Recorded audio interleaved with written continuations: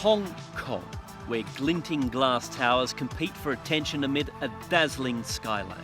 Commerce is the centre of the show in this town, but on the streets below, an artistic revolution is afoot.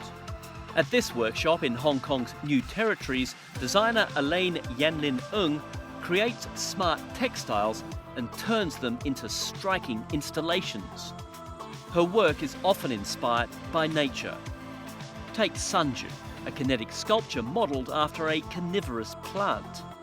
Ng founded her company The Fabric Lab in Beijing but moved to Hong Kong 2 years ago.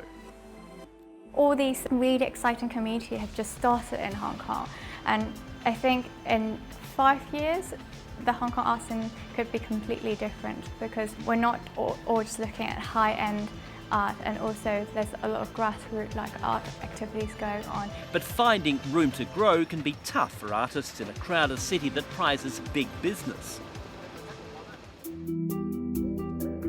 Cherry Chan is co-person in charge of The Mills, a project hoping to nurture creativity and inspire a new generation of innovations. It's already recognised Ng and plans to support other upcoming artists.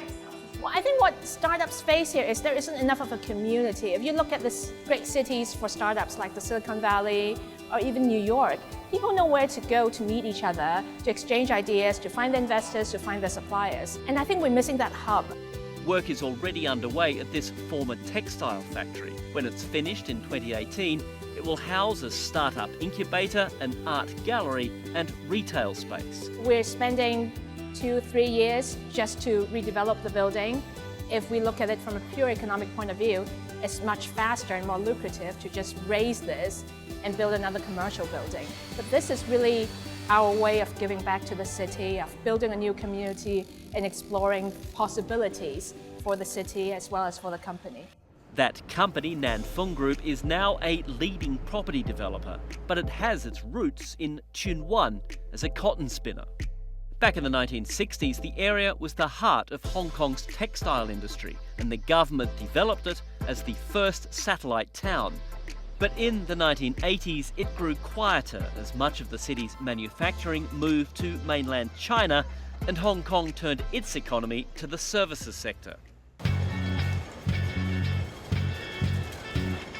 But the Mills believes that the foundation for Hong Kong's future success should be built on celebrating its creative past and on connecting with the local community. At this crowded market down the road, we catch a glimpse, a small stall showcasing the work of local artisans.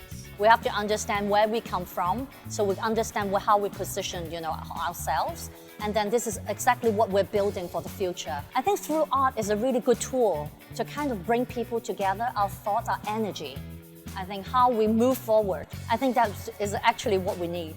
That's a sentiment Ng agrees with.